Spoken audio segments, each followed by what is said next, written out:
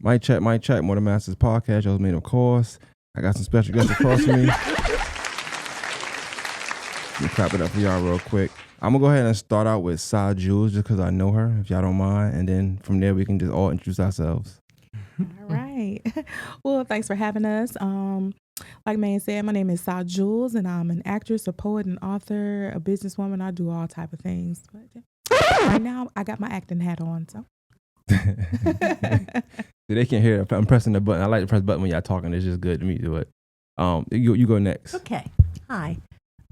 I'm Kay Gross, and I do theater in the area at many different theaters, and have done things with Augusta Players in the past, both in this wing of the Augusta Players that does school performances and also main stage performances. And I teach in the summer at their Camp Wonderland. Okay. And I'm a retired dance teacher. Okay. Mm-hmm. All right, I like that. Mm-hmm. Who's next? Sure. Hey, my name is Darius Patterson. I'm an actor, singer, songwriter. But like Saul said, today I have my acting hat on. So that's a little about me. Okay. Hello, my name is Sean Moten, and I am a teacher. I am an actor. I'm a director. And today I have my directing hat on. Your directing hat on. Co-directing hat on. Okay. Well, what brings you guys here today? I know y'all working on a play. I'm gonna start with there first, but I'm gonna get into y'all individually too. But I guess briefly tell me what this play is about and kind of what role each person plays in the play. Okay. Go ahead, Sean. Well, again, I'm Sean. I am serving as a co-director of this production. Our other director is Roy Lewis, really great director. And Roy asked me to come on board and be a part of this. I have been working with Roy for a little while now, a couple of productions with the Augusta Players.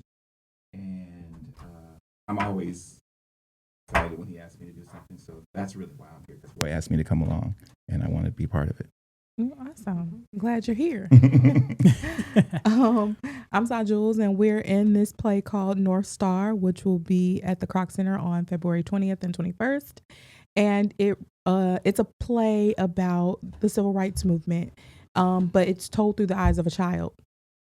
She goes back and she reflects on things that happened during, segregation and things like that, and when they started to do the sit-ins.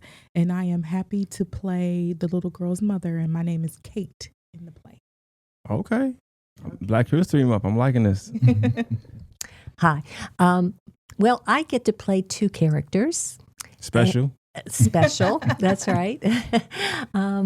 One of my characters is a librarian who is in the white library, which is the nicer library in town. And and my other character is kind of it was supposed to be a male character, but is now a female character. And she is out in the country and befriends this child in one instance when it's just the two of them, but her true colors come out when there's a group setting. Okay.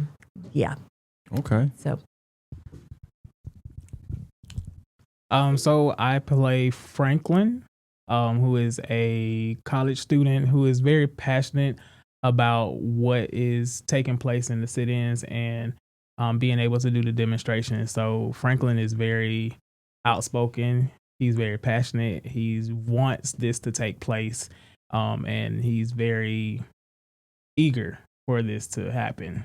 So, just a quick question with you, I'll stay with you real quick. The character you play and the person you are in real life, like how different or similar are they with each other? Difference only is because technically I'm 35. So in my college days, I was very to myself. I was more so about my work. I really wasn't really like trying to be out there doing a whole bunch of stuff. But you weren't trying to change the world? No. But similarities, like myself now, I'm very outspoken. I'm very passionate about the things that I do. Even being a father, that's one of the things of paying attention to everything that takes place in this play. Like as a dad, you know, you see a lot as far as watching even the kids that are in this, like portraying what kids were going through back then, which is our grandparents and a lot of the older generation that went through this. So similarities, just like being able to experience and watch how everything comes unfold, and just the passion you put behind it, wanting things to change, wanting to see a difference, even though technically a lot of this stuff we still see to this day. Yeah, yeah. So, How was that? Anybody can answer that question. How was that for y'all? Like actually, going through the script, rehearsing, and realizing how much times haven't changed. Ooh. I, It's rough. It was those first couple. Well, before we even got into the meat of the play, the directors were like, there's going to be some things that are said, Oh, the pep talk. Yeah, kind of like a little buffer. And then everybody was like, no, we got it, we cool. But then when you start to hear the words and you almost have to live it. I'm a mother in real life, and there's a young man in the play who reminds me of my son that experiences some things during this time. And each night I'm calling my son because, whereas we were only talking like a few days a week, now it's like I'm calling him every night after rehearsal because this play has triggered me. You get scared for your kids, and it's crazy how we've come a long way, but we have so much further to go. So, yeah. And as a cast, though, I think one of the great things about doing theater is that you become a family. So even though the subject matter can be very harsh, we are a very supportive group. So I think it makes it easier for us. Yeah. I was waiting on you. Yes. Not gonna lie. Yeah. I grew up in the 60s. I saw this real time. Yeah. I want, it's so important for plays like this to tell the truth about how things really were. And that's why I'm so proud to be a part of this play. And yeah, it kind of kills me every night because of the things I have to say and do. But I know that this is real and it's true. And I don't want history to be yanked away. I want people to know separate was not equal. When you call people names, it hurts their soul. You mentioned earlier, and I know I got some of your background, but did you actually teach theater or? I did. I taught dance. And choreograph musicals and did stuff like that. But at a performing arts school, right? Yes. Right. Mm-hmm. And so how's that for you? Like, having been a administrator or teacher at a performing arts school, still doing performing arts, but having a pull, from a place, whether it's experience when you were younger or what you feel the play needs from this particular cast member playing this particular role in this particular library. I think it's my responsibility to do that. And I'm proud and happy to do that, to be able to do that, to use the talents I've garnered through my life to be able to tell a story like this. It's very important, and I'm really happy to be in the company of talented people and to get to share that with school children and adults alike, and hope it'll make a small difference. Yeah. Mm-hmm. Well, I guess I'm gonna go. I asked him earlier, but I'll go around. I think it's cool to ask. Like, how does the character differ from you as a person and similarities to you as a person? I hope I hope I'm not these characters. I truly hope I'm not. I know that certain things are ingrained, but I mean, I hope that all my life experiences have shown me that the way these people are behaving is not the way I want to behave. And yeah. That makes sense. I've only known Kay a few years, but she is nothing, absolutely nothing like her characters. Polar opposite. Kay gives across so much love. She's so caring. So, and I just love her for that. She's such a sweetheart, always willing to help out and step in. But so she's nothing like her characters. Me, on the other hand, I am probably spitting image of my character. I play Kate again, and I'm the mother, and she is just no nonsense. You know, she is all about discipline, but also making sure her child and her family, her household is protected and covered and things like that. And she doesn't want to push the button on certain things because she is a mom, so she thinks like a mother. She doesn't want anything to affect her child. So I am very much like my character. So I can see that. Smooth guy, it's on you. Come on. Well, I don't play a character, but I'm co-director of the show. Oh, you got right. Yeah, so I'm on the outside. I'm on the outside. No, I got a good question for you then. Okay, so like, good, cool. As the director of the play, like what are you trying to illustrate with the things they're saying in that script? And I don't know, like you can speak from a director standpoint, placement, stage placement, maybe even hey, say that with a little more anger. Hey, say that a little more snobbish. I don't know. I'm just using words that I say racism. I don't know, but one of my Roy, who's the other director, his thing is the staging. He loves to work on the staging, and he like to bring me on to deal with some of the acting choices or whatever. And I want it to come across as realistic as possible. The thing that I love seeing in rehearsal is seeing us become more and more real each day. We took quite a while here being on book, meaning having their scripts. But once we put the script down, that's when it comes to life. And we've been seeing a tremendous growth in the last couple of weeks since the scripts have been down, and it's been great to see everybody grow. Well, I think one thing I know we said it in the past, but I want to say it now. Like this is a stage play, right?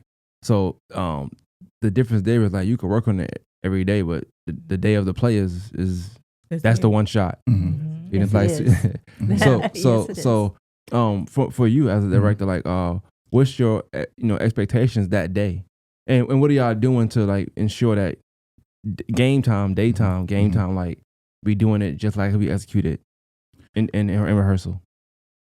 Well, that's what the repetition's all about. Getting it, like I was saying, getting it into your system, getting it into your body.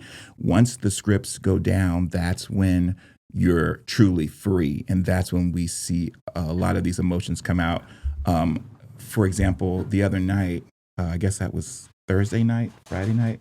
That was a really great rehearsal. I saw people come out of their shells so much.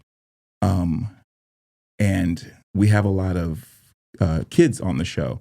So we're seeing tremendous growth in the younger people in the show too. It's really great. And well, you asked, what do we want to see on opening night, on game day, as you put it? I just want to see everybody come to life. And I don't think no matter what show you're in, when the audience is there, there's a different energy that brings it to life. But that's what all the preparation is for, so that you know you're ready and that you can connect with that particular audience. Because that's the one thing, we talked earlier about Super Bowl Sunday. There aren't too many things in this day and age where people come together at the same time to that we all view at the same. Do you know what I'm saying? View at the same time. We stream everything, so you can watch your favorite show. You can watch your favorite show, but like theater means we all have to be in that room together, and the only people who are experiencing it are those people in that room. So every show is different. I want to clap it up for you real quick for using his hands. People talking using their hands. I feel like it means so much more. I don't know why. He was doing all this stuff right there. I liked it. But I've seen. I went to a play last year you mentioned Tarika Holland earlier. Matter of fact, I seen you there afterwards. We was taking a lot of pictures. You know, Sa's famous. I don't know if y'all know that. Now. Not famous. And she was trying to leave, but he wouldn't let her leave. Take pictures. That was just funny. But no, I seen it. And I thought it was cool. I thought it was dope. I just got a different level of respect for theater because like you get that one shot. Yeah, that's it. Like that's it. That is it. In front of everybody. Yep. Mm-hmm. So even a slip. I ain't trying to scare y'all now. No, I A mean, little slip up. But these are things we talk about too. We prepare for those things. What are you gonna do if this happens? What are you gonna do if that happens? You know what I mean? So it is one shot, and your mind could go completely blank, and you got to fill it with something. You got because you can't handle dead air on stage. How is that? Because I know y'all mentioned you saying like y'all grew to be a family, and so like on stage, do y'all think about that? Well, I'm just gonna say my line. I'm just gonna keep going. Like, how do you determine who keeps going? Like, I know. is there a safe word or? I know for me, even in productions, one of the things like me and Sa's been friends for years. So we've done a lot of productions where I may have messed up and she has to catch me or vice versa. So one of the things that I always pay attention to, and I'll direct back to Kay because we pay attention to her a lot. She's somebody that's she's going to, if something's missing, she's going to feel it. And it's one of the things that Sean and Roy tell us all the time. Don't just learn your lines, study the whole book, because you never know. I may miss a whole line and my castmate that's beside me may have to fill it in with something else, or I may just have to say something in order to, because if you create that dead air, somebody's gonna know, well, you missed something because we don't know what's going on. So I think creating that family, that niche of a family, it helps to know, I got your back, you got my back. And I think that's what we're trying to create and what we have created. How many plays have you all played? Like anybody can answer. Like how many plays have y'all actually been in? Oh Jesus. Okay. hold on. So my first community theater play was in 1994. Damn. And I was 14 years old, and Kay was also in that play. Fort Worth Theater. Reunion. Yes. Yes, that's true. It's a small world around here. After all. Yeah. I've probably been in close to 100, and I probably choreographed, I don't know, close to 35, 40 plays. Yeah. It's a lot. I'm probably around that 30, 40 range. I started very young, so. But you stopped for a little while, right, with stage plays, if I'm not mistaken. Did you ever take a break? Because I know Sa as a poet. Not saying she's not, but I would introduce to her. She has many talents. On poetry. Yes. Oh, I did take a little bit of a break, but it wasn't a pause here. It was because I'm from Wisconsin, so the pause happened when I was in Wisconsin. When I came here, I hit the ground running. So I had started off doing some things outside of the city because I didn't know anybody here. And then I started to meet people here, and then I started doing things in the city. So, yeah. I don't know if y'all know, but Sa had a dope spit. I did some poetry slams, Yes, Maine was so gracious to sit in and be a judge for us. Yeah. Because Maine is like on the scene, in the arts community. So he knows, he has a pretty good understanding of what talent is. Definitely. But in the sense of just with play, I know you said you started in 94. That's a long time ago. That's funny. No, because that just means that it's all relative. Very you get to an age when somebody starts saying that it was a long time ago. That's just weird. Yeah. Oh God. You were 4. Hey, what would everybody do in 94? What would you do in 94? I was 4. Say in the microphone. I need to hear that. Sorry. I was 4 years old. So wait, when did Lion King come out? That's it. Around then. 94. So I do remember King. when Lion King came out because I was very excited to watch that on my TV, and I had just got my first Super Nintendo game. Yeah, I watched it on VHS. Yes. That's when they had the covers with the color. I'm just making sure we timestamped everything from 94. But just being so seasoned and then seeing how things have progressed over time, how has even stage plays progressed over time? And I wonder that because I feel like the stage is the stage. But Well- what has changed since '94 to now? Well, I spent about 18 years in New York City, so I've seen a lot of Broadway shows, and technology wise, shows are really different now. I mean, there's so much you can do on stage that you couldn't do then, and now we're using like digital screens on stage, and it's really cool the things that you can do. So a lot of stuff has changed. Well, even in this play, Mhm. we have projections, like Yeah. historical projections of the counter sit-ins, and which might not have been done No. 20, 30, 40 years ago. No. It's that combination of technology with the play. So I think that makes it more interesting for the audience. I'm glad you said that. To reel it back in though, like also say the name of the play again, and then also where it's going to be at and what day while we talking. Okay, it is at the Kroc Center. They have a beautiful auditorium there, and it's February 20th in the evening. 6. I It's forget 7 what time. it's 7 p.m. 7 Which p.m. is Friday night, and then Saturday the 21st at 2 and 6. Yep. And you could go to Augusta Players and go under tickets. And I think it's under the Youth Theater The where you Junior would get Players. the tickets at AugustaPlayers.com. For .org. North Star. Well, I'm sorry. AugustaPlayers.org. .org. Sorry. Yeah, for the play North Star. Yes. Yeah. I'm clapping it up real quick. Maybe my clap button. I want to clap because a lot of times people have plays. It's just one time, and if I can't catch it, I just can't catch it. I do like to support the city, but y'all got it seems like 3 showings. Yes. So one on Friday and on Saturday. One on Friday, 2 on Saturday. Yes. And that's for the public. Now, during the week, we do have the outreach. So we will be doing the plays in front of youth. So Talk about that. What would that mean? What outreach. that means that Is they're that going to practice before Friday? You mean? No. No, we're going to actually do the show. The kids are coming in on the 17th, 18th, and 19th Yep. during the day. Twice. We'll do the show twice each day Yes. at 8. 9, 9 and 11. 11. 11:30 or So it's really, it something is good practice because we'll have audience. And kids are the best audience because they're the most honest. Oh yeah. Ooh, unapologetically, right. right? So we'll have six shows in front of an audience before we actually do it for the public. So we're doing this show 9 times in a week. I feel like there's no excuse for somebody not to see the show now. It is no excuse, no excuse whatsoever. What I don't know if y'all can speak to, but what went into that? What went into wanting to do doing the play so many times? I wasn't part of that. I had no say in that. Well, the players we have an outreach show in February every year, and Roy is very passionate about telling stories that don't get to be told, like the story in this show. And so, you can come back next year. It's gonna be the same thing. I'll be directing that show. Maybe I shouldn't be saying that, but I'll be directing that show next year too. Talk the players. What is that? The Augusta Players. Wow. Okay. It's a great thing because a lot of people don't know. That's right. So it's a community. How many years?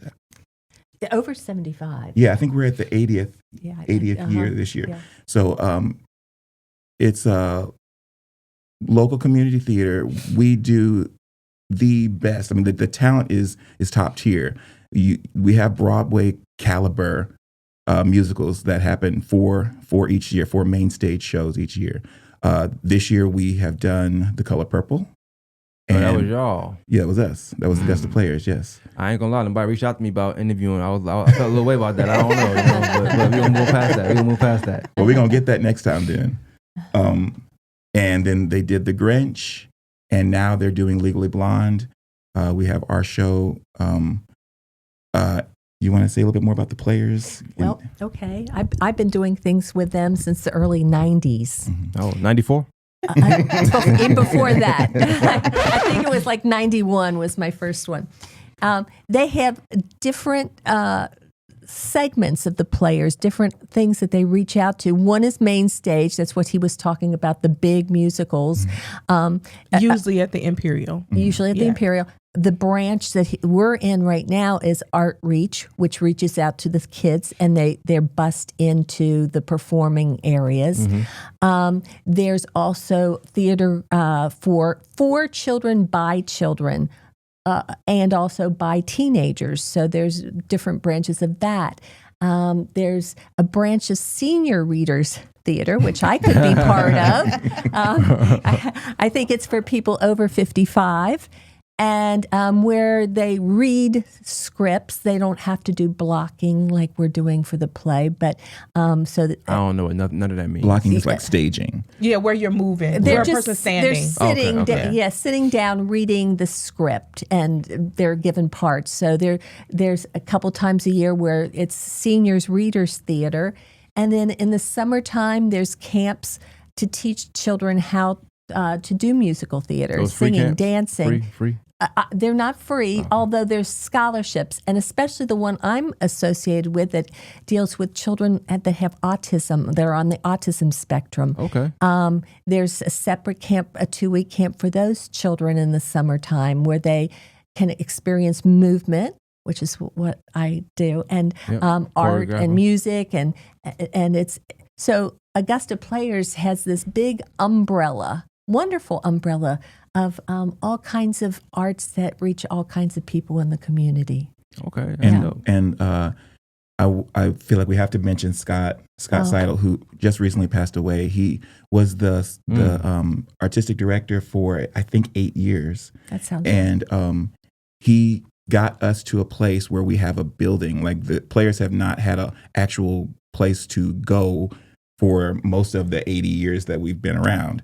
But now we have a building right here on Ellis Street. It's got 3 studios in it, full studios with a mirror and everything where you can dance, rehearse. And it's just a wonderful place. And it really does feel like home. Yes. And they have snacks on the kitchen counter. You gotta have the snacks. It's always a snack. And soft mints. Soft mints. There's a whole bucket of them. And I'm sure you two could speak to this just with the history y'all have in Augusta. Like, for me and Sai, you correct me if I'm wrong. And Sai, we not from here. We kind of just migrated at some point. But even being in the scene or just being, you all right? She just started doing this. She's not just playing. But even I can't hear it anyway. But even being in the scene, like I'm still learning new things, and I feel like I try my best to be both feet in the arts community with promoting and helping and interviewing. But that's the players is something I just heard of. I never heard of it until today. Mm-hmm. Yeah. But you heard of it. You heard Color Purple was happening. You just didn't know who it was. Yeah. I knew Star Jules. Which is funny because in my audition, Roy said, "You were great in the Color Purple." I wasn't even in the Color Purple. No, that's what I'm saying. I seen Star Jules share it. I seen her share it. Yeah. That's all I knew. But And I was yeah, like, when okay. so like if you see like advertisements for Color Purple, they did Dreamgirls, Charlie Brown, Beetlejuice, that's all Augusta Players. Mm-hmm. So they do like the bigger shows, the biggest stage plays here in the city. You know, they bring those musicals, and like they said, they're always on main stage. The big ones which is at the Imperial Theater. So but I just learned stuff, extra divisions about the Augusta Players. This is my first time working with them. And I was very nervous to go out and audition, but I did, and we're here, and I'm grateful for it. So, you know, it shouldn't be the last. It won't be the last. I won't be scared next time. But yeah, just learning that they had all those different divisions, I was not aware, but it's good to know. I do have some theater questions too. I wanted to ask and anybody can ask these. But you mentioned the Imperial Theater. I know you got the Miller Theater. What do those 2 theaters mean to the city of Augusta? Oh, well, the Imperial is, I'm not even from here, but the Imperial is like a historical landmark, isn't it? It is. So it definitely gives, like, to me, old school theater. There's like, and it's not a bad smell, but it's kind of like that vintage smell. But it's like a vintage smell. Like when you go in there, it kind of takes you back to a special place. Like, ooh, when I first started out, you know. And it's like the grandiose, the colors of it, like that burgundy and the velvet seats and things like that. It's like old school theater, like old world theater. When you look at movies, you're like, ooh, I want to go to that one. They don't have those anymore. So. But the Imperial Theater, from my knowledge, has brought a lot of people to that stage where people were able to dress up, you know, get dressed to the nines, honey, and go out and have a good time. That's just from my understanding. It was, I'm thinking it was built in a time when the oldest like Broadway theaters were built. So it's got that feel of, you know, a theater in New York City. It was built during that time. Absolutely. There's a picture online I just saw on Facebook of the marquee in like whenever year Snow White and the Seven Dwarfs premiered, and it's on the marquee with all the Disney decorations and everything. Yeah. What about you? Yeah, I think it is probably vaudeville, or I mean, it reaches back, and it is very special when you're on stage and you look out and you see all those seats. Yes, it makes you want to give your best to all the many people out there and play all the levels of that theater. You've performed in a theater before, in Imperial? I have, in the Imperial. What was that like for you? It can be thrilling. The one time I remember we did The Music Man, and he mentioned Scott Seidel. He had us all in band uniforms, and he had the local bands, the high school bands from the community, come down the aisles playing, 76 trombones. And when we went out for our bows, and we were all in band costumes, and everybody was playing an instrument, and it was thrilling. Sound like it. Yes. So it's live theater. The energy that goes back and forth between you and the audience, it's kind of addictive. Yeah. Can y'all expound on that a little bit? Like, can y'all talk about some of the better feelings y'all have had on stage? Like, even if you got people that play, but I don't mind. I just want to know, like, what feeling, even as you as a director, like, just being a part of something and seeing it unfold. Like, what were like some of y'all highlighting moments? Well, I've been in a few shows since '94. Since and with the players on the Imperial stage. But we did Dreamgirls 2 seasons ago, and I was the director of that. That was the first time I've ever been responsible for something so big. And it was amazing to just sit back and watch all the work. Because when you're a director, you don't go backstage. That's the worst thing that could possibly happen, would be for the director to go back there. Why's that? Because they're already going through all of their emotions. They don't need me back there. Once the show, once it's a thing. Like, once the show is going up, it belongs to you. Like, I do everything I can to make the show what it is. But then when it's time for the show to happen, it's yours. And I just go out there and sit. And I had some friends out there. They were like, "I can't believe you're not back there." I'm like, "No, I'm just gonna sit here and see how it all plays out." It's a beautiful thing, it really is. I just that, like Sean said earlier, there's a different energy from rehearsal versus when you step on stage and the audience is full. So, like, I can already be on 100 in rehearsal, but when I step on stage, I'm going to be on 1,000 because of all the energy that's flowing through the room and it's surging through your body. It's crazy. It's an unbelievable feeling. I did a play last summer, and the one you were talking about, and I stepped on stage, and all those lights are so bright. We can't see the people in the audience. We can only hear them and feel their energy, right? Because the lights are so bright on us. But there was like this one scene where I had to like take over the bully that was in the play, and the energy that erupted in the room when I did, I was like, "Oh shoot!" And then it made me do a little extra, some stuff that wasn't choreographed. But it is what it is. It's like a drug, you know what I mean? But a good one, not something that you like. I gotta have that every day. It fills you up. Yeah, it does.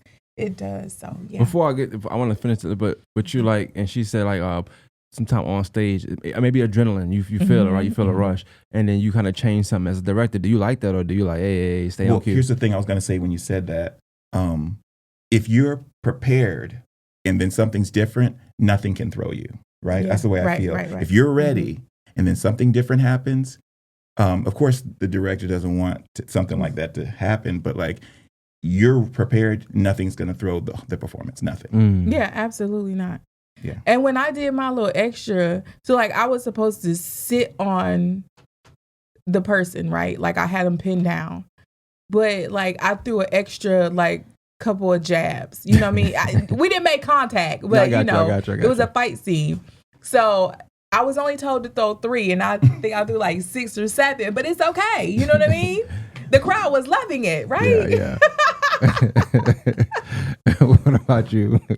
Oh, okay. I've already forgotten the question. No, I just like kind of like but I'm allowed that. kind of like a What highlighted is- moment, like I'm just sorry.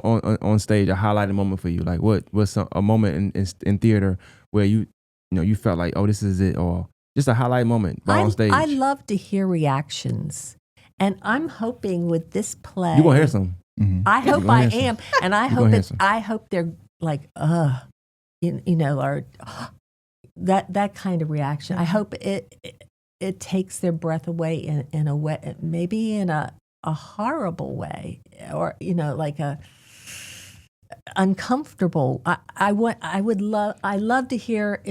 Most of the time, that's not the emotions that I garner from the audience. Right. Most of the time, I'm in a happy, crazy, funny, that kind of getting those kinds of emotions. But I think that the play will elicit some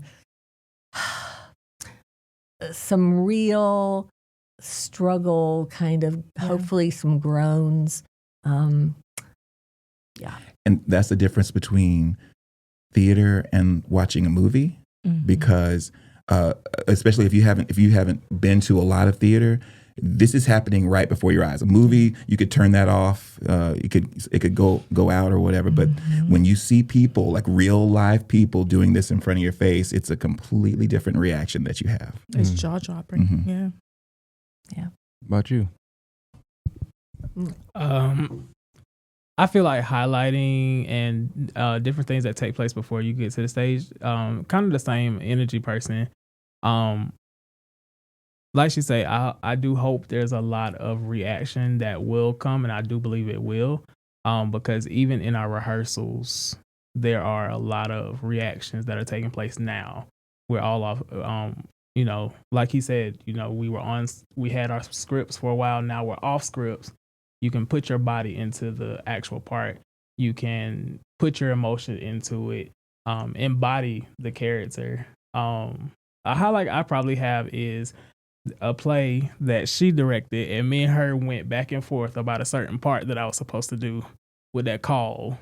And Hold on, now I don't know what that means. Come on. it was a call that I had to do. He had to break it make a down. noise I had to make a noise in the play, and And he didn't we- want to do it. I did not For want to. future reference, do not argue with your director. Me and her went back and forth about that call because I felt like I couldn't do it. But, that's why I say, like, building up to the show, Yeah. when I finally started doing it and a lot of things came about, it was like a very haha moment in the show. It was So- very pivotal for his character. It was. What reason? Like, what did you have against the sound? Like, why you not want to do it? It was something out of my norm. Got you. It was something that was not saying it wasn't comfortable. It was something very different for me. Got you.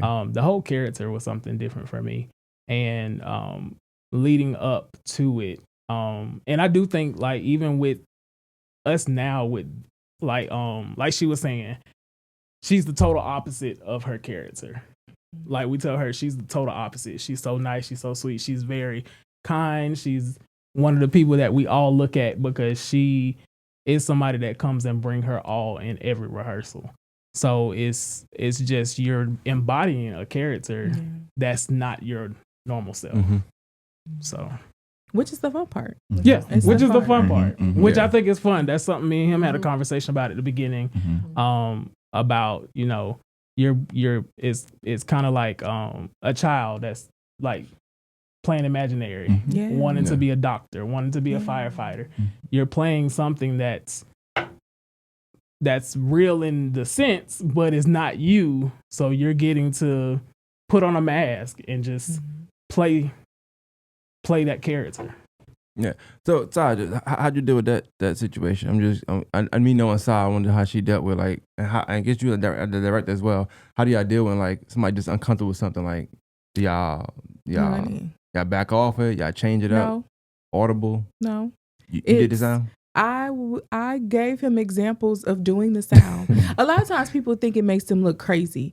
In theater, you have to understand big is where you want to go because you have to reach all the way to the back of the room. You know, there's no time to go back and rewind so they can catch it.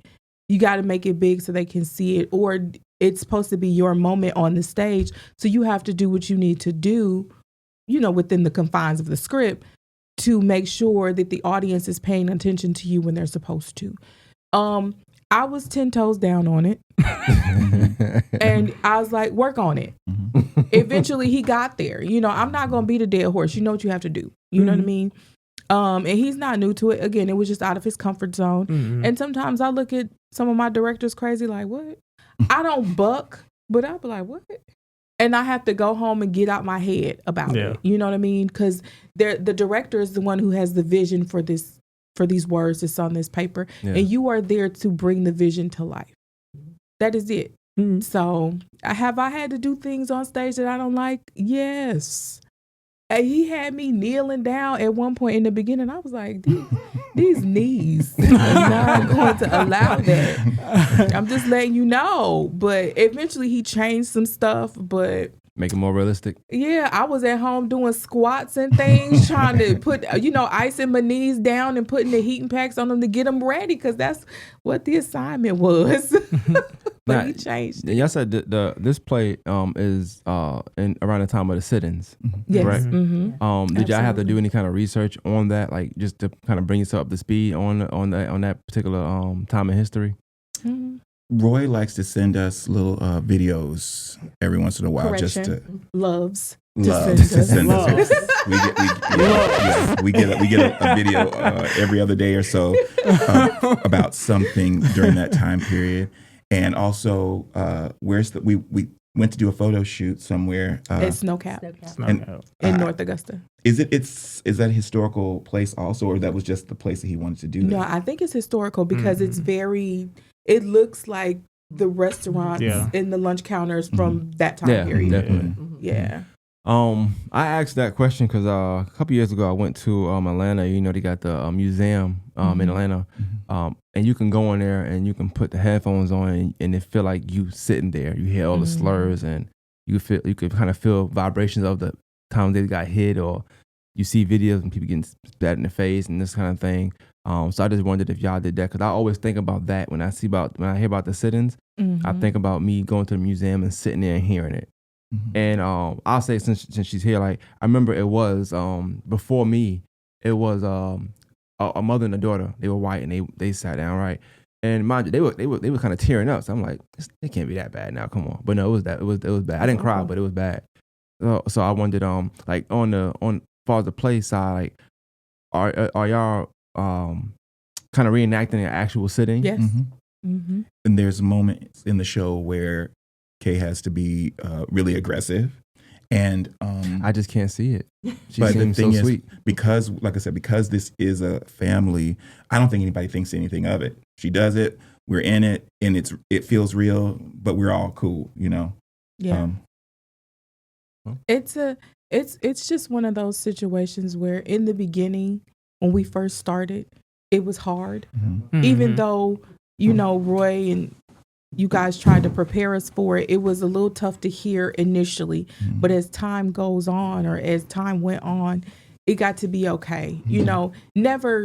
Never did we look at Kay, or even John for that matter, because John is in there as well.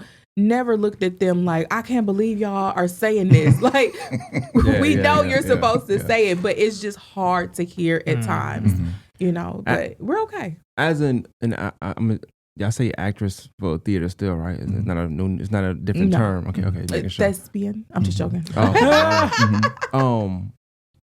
Is that a good thing though? Like, because I remember seeing Precious a long time ago, and I seen it in a theater. And I remember people being out, leaving the theater, and older women were mad at Monique. Like, I can't believe she did that, but it's just art. It's art. But kind of, is that a good thing in art? Like, where somebody can see a role you play and like you embody it so well, they're like, ugh. It's kind of like, that's the point. It's kind of like what Sean said. Like, a movie, you can turn it off, but we're for what we're doing, it's in your face. You can't turn it off. It's really real life experience of understanding what actually took place back then. I know one of the things I said was it's a learning experience even for the kids that are in the play, because it's a lot of stuff that's been taken out of schools now. So it's a lot of stuff that literally is like, I forgot what it was. It was something we were talking about one time and they looked at us like, huh? And I was like, it's a lot of stuff that's literally being taken out of schools that we learned when we were in school, that a lot of stuff is not even being taught anymore. Well, okay. Another part of the play is training for nonviolent demonstration. And I'm sad to say that it's occurring today, that you can read about organizations today that are training people how to stay alive during a peaceful demonstration. So, I mean, I think it's important to know what people did then. So history does not repeat itself. There you go. Yeah. So it's been a tough pill to swallow, you know. Yeah, with some of this stuff, like, ooh, I don't know if I could have survived that. Even with you guys' experience, would you say this play is still like kind of like tough to kind of overcome, or is it just professional? I'm just going about it and do it. I think we got to the point where it was, we gonna just do it. You know, again, at first it was like, dang, you gotta say that. Why? Why you? To his point, I feel like too, like you need, like, if not the most, probably one of the most important roles is her, because without that you don't get the real. Yeah, that's true. Absolutely, absolutely. And we still, the jury is out on the reaction, right? So I mean, but that's the fun part, really. Yeah. We'll see what happens. Yeah. And so even amongst in doing theater, what as far as this play so far, rehearsal wise, I know you said you had a good rehearsal the other day. What makes a rehearsal like that stand out versus the other ones? It was, well, we're finally out of the rehearsal space and now we're in the theater. So we've got the set up, we've got lights going, the projections that you talked about, the music is playing, sound effects. And so it all starts to become real for the actors even more, right? Like you're in a studio, make believing with your mind, and then all of a sudden the stuff becomes real. So now you can like dig even deeper in the show. Absolutely. For was this play like planned just because it's Black History Month, something to kind of do for the month, or? I think. I'm not sure if that's the point, but I think it happens every year. I think it happens every year in February that there's a Black History themed kind of play. Yeah. And it's the same one every year, or just it's different show every year. Okay. And like I said, Roy has a passion for telling stories that don't get told, so he's gonna make it happen one way or the other. I mean, I said there's kids in this particular play, right? So what kind of role do they play? Are they the sit-in individuals? Well, there's my daughter, the younger version of my daughter, and then the older version of my daughter. And then there is my daughter's friend. So they actually take part in the sit-ins, or they're learning about the sit-ins. And then we have some other young children that are protesters. So they get to experience, they don't necessarily have speaking lines, but they are very important parts because of where they come in during the play and what they come in. They have signs that they hold, so what their signs are saying and things like that. And the one that plays your daughter, well, the character's name is Relia, and it's kind of her coming of age story. Like she wants desperately to be a part of the demonstration, but Mama is like, no, you're not going down there and being a part of that. You're gonna stay at home, go stay with your grandmama while this is going on. That she doesn't want her to have to witness the abuse, the violence, ugliness. But she wants it, but she doesn't care. She's a product of that generation, so she wants to be there. Her friend is gonna go, so she wants to do it. Yep. And then for you, like the role you play in the film, in the film, in the film, in the play, how closely are you with the actual sitting individuals? So with Franklin, so his big thing is he his big part is he's helping assist with the teaching the kids about the demonstration, because Franklin actually is doing the demonstration. Gotcha. There's parts in the play where Franklin is actually doing demonstrating, where he's at the Lunch counter. lunch counter, excuse me, that he's at the lunch counter. He's talking to one of the characters that John plays, and just basically being passionate and just being a part of the demonstrating. He's also a part of what she was talking about with the training, which was different parts that are taking place. So within the city, Franklin is a big part because he's literally the most passionate one out of everybody who really wants this to happen, who is like, I don't want to wait. We need to do this now. Y'all have taken so long to get to this part. Why are we waiting? I know earlier, Si, you said the play is kind of narrated. You didn't use that word, but I thought when you meant through your daughter. Mm-hmm. And so you said you got an older and a younger version. So is it kind of like her story, but it's like a story within a story? So Yes. Okay, so more educational. As she's talking, we're acting it out because she's going back in her memory. She's remembering this time period. So yeah, she's telling it, and we're doing it. Okay, I wish I don't know if y'all have any information from you said his name Roy. Mhm. I wonder like where they pull from to get this kind of story though, like to get the story of her, or is it like I guess fictitious, where it's like we just kind of it's just something somebody wrote out. Oh, It's based in fact, but I think the characters are fictional. They changed the names. Yeah. Got you. But the play is meant to be educational more than anything. Absolutely. Okay. Absolutely. Okay. So that makes sense. I do want to ask some question about theater though. On stage, like how important is to have range, and how important is that in theater? It's important if you want to do different stuff. Mhm. But if you just got one note and that's what you want to focus on, that's good. But I think that having a range makes people want to work with you more, So now you can branch out and touch this part of theater and touch that part and do it here and do it there and meet so many more people versus just staying in one little area. I know y'all can answer. I don't know what y'all do outside of theater, but do y'all do film work, like actual, like I know Sal, everybody knows. Why Sal, did everybody look at me? I want to ask if y'all prefer, film or theater. I wonder what y'all prefer and why. I like both, to be honest with you. When it's my busy season, I prefer film because we can cut if I forget my line. But in my relaxed season, I love me some theater because even if I forget my line or get jumbled around, it gives me an opportunity to be creative, to catch myself back up, to help get my team back on track because I'm the one that derailed the train, but it's okay.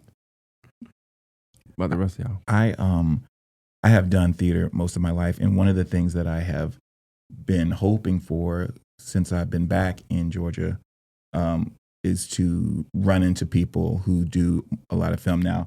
I met you a little while ago, but I met Carlton Clay before that. And so I've been running in some circles where I meet people who are doing film.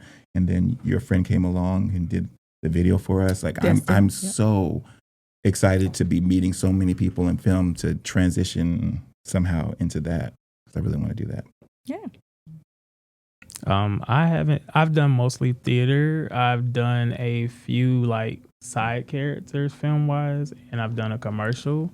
For me, I feel like theater for me is one of the big, I want to get more into the filming. But I like theater, kind of similar to what she said about the fact of, in film, you'll hear take 1, take 2, take 3 versus, in film, you'll hear that. But in theater, it's kind of like, it's either I'm going to say this line or you're gonna get something close to it, and you just have to, you just gotta run up, you just gotta run off of it. Yeah. So I know my biggest thing on stage is I try to at least give you part of the beginning, part of the end. If I go blank in the middle, at least so I don't mess up the person that's gonna come after me. Okay. And you? Yes, it's been mostly theater for me, and starting out with dance. I danced in some local dance companies, not here, but I realized that if I was to stay on stage, I better open up my mouth. And at first, it was just a line here or there, but now it's mostly theater, acting, and I love it. I love the interchange between the audience. Yeah. I want to close soon by like what are y'all favorite plays and why? And it could be which y'all was in. It could be something y'all just seen or whatever. And I want to know who was in it. My favorite theater experience that I had was seeing Ian McKellen in Amadeus. He played Salieri, and I was so emotional by the end of this character. He touched my heart. So yes, that would be my biggest theater experience was seeing Ian McKellen. Mm-hmm. Born and raised in Augusta too? He is a British. You. Who, me? Yeah. I was born and raised around Cincinnati. Okay. And I saw this actor on Broadway doing Amadeus, and it blew me away. It was just wonderful. Yep. Wicked is a thing that's happening now. Everybody's just discovering Wicked. I saw Wicked in 2004 on Broadway, and I'm one of those 10 people. years later. Well, many, like I've seen it many times. Like I know I've seen Wicked in New York on Broadway more than 15 times. So I'm one of those people like that knew about it way back when. And but I also saw the original Color Purple on Broadway with Fantasia in it. Mm-hmm. And that was by far the most transcendent experience. Like you talk about feeling like you're in the show. Like I was sitting maybe like 5 or 6 rows back, and that was the best thing I've ever sat through. Mm-hmm. She's great. Mm-hmm. Well, I saw Fiddler on the Roof. I went to an art school, and they actually came to the school I went to. The theater looks like the Imperial. It is humongous. So a lot of the big shows or plays that used to come to my city came to my school, and they did it there. So that was the first big production I had ever seen, and I fell in love with it. And then after that, the Delaney sisters. Like I love that play. Those two sisters, and they lived to 100 and some years old, living together. And but it's a really, really good, interesting story. So if y'all get a chance, look up the Delaney sisters. I would probably say when it comes to theater, and because we said earlier that when we was talking about 1994, I was 4 years old when Lion King came out. I actually got to see Lion King on Broadway, and that was one of my favorite childhood movies. But to actually see it in theater was the most beautiful experience because they interact. So they're coming down the aisles, they're on the stage, and you get to see everything just come to life. And it was like one of the best like moments to actually witness. Is that hard? This is you, like the trying to incorporate quote unquote like coming down the aisles. I heard you say it too from the Imperial. You had the band coming down the aisles. Mm-hmm. Is that hard to incorporate or risky rather? No. I've seen a couple of shows in the Imperial where like in Jesus Christ Superstar just happened, like people were coming down the aisle. I feel like there was some kind of warning to us before to know that something was going to happen, and then you're there for it. It was great. Also, I just want to say I saw Kay last season in The Wizard of Oz playing the Wicked Witch of the West. I was going to say, so she was green. She was green. That was great. It was fun. Wizard of Oz. I like the movie. I ain't seen no plays. I ain't gonna lie to you. Now. I ain't seen too many plays. Just local stuff. They did the play. It was on TV. It aired on like CBS or something like that some years ago. It was probably like 4 or 5 years ago or something like that. But it was really good too. I was like, ooh, look at Toto. It's a different Toto, but okay. I don't think that's the little terrier, but okay.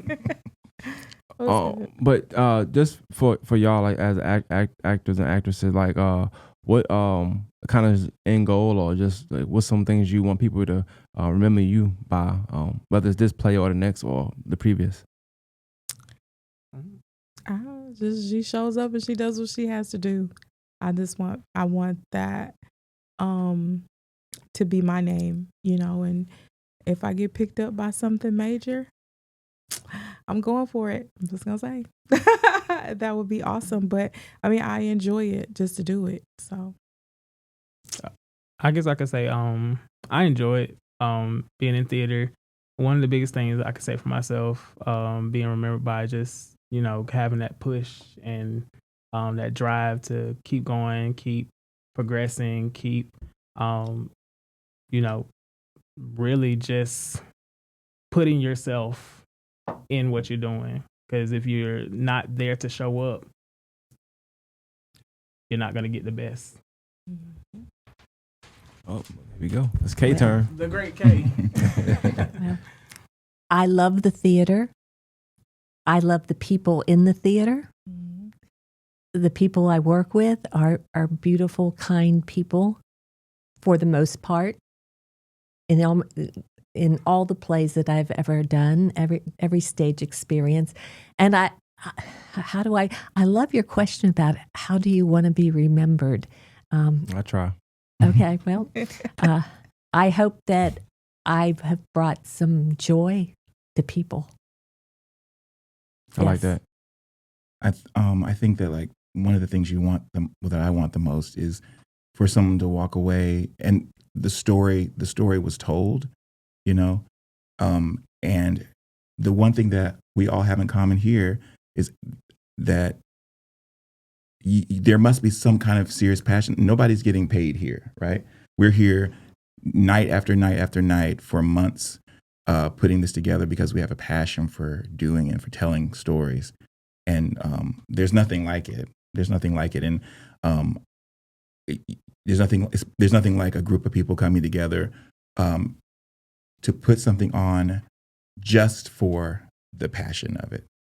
Mm-hmm. Now that don't mean come get me because you think I'm free. Right. No. Yeah, we get one free a year. It's okay? a big stage though as well, Yeah. so It that is. makes sense. It is. Right. I said that a lot of You times. It's an opportunity to be seen. It's an opportunity Yeah. to because I mean the hope always is to transcend to the next thing, but we're here. Absolutely. I would assume, just me assumption is that there's also a certain people that may come and visit and want to watch the play as well. Yeah. So the eyes on you are probably more than if you did it free on a high school stage for the lunchroom, period 7. Yes, probably different than doing it in the promotion that goes into it and all that kind of stuff too. So yeah, absolutely. yeah, that make a lot of sense. Yeah. So yeah, one more time, if you don't mind, just tell them when the play is, name of the play, the day, the times. I'm sorry. Yeah. Okay, so this is North Star with the Augusta Junior Players in Art Reach, and we're going to be at the Salvation Army Kroc Center on February the 20th at 7:00 and February the 21st at 2:00 and 6:00. Yep. Mm-hmm. So go get your tickets on AugustaPlayers.org. You're going to look and you're going to see it says buy your tickets. Click on buy your tickets. You'll see Augusta Players, and under that you see Augusta Junior Players. Click on Augusta Junior Players, and that's where you'll find us. And the name of the play one more time? North Star. North Star. And you got the sweater on too. So Yes. Where y'all sweaters at? Well, I ain't got no sweater. They ain't getting no sweaters, man? Oh, man. It's in the mail. You see how they do us? But also we have like promo videos and flyers circulating. So make sure you're on our social media pages and, looking at those and sharing those. The promo video that we just put out, I think it captures the story really, really well. So you guys should come see us. And if y'all don't mind, also tell them where they can find each one of y'all as well. You can't find me. I'm just joking. Please. I'm Sa Jules on social media. SAJULES. That's on Facebook, TikTok, Instagram, all the things. I'm Sean Moten on Facebook, SEANMOTON, and Mr. Moten on Instagram. Okay. Is it just Mr. Moten? Well, Mr. underscore Moten.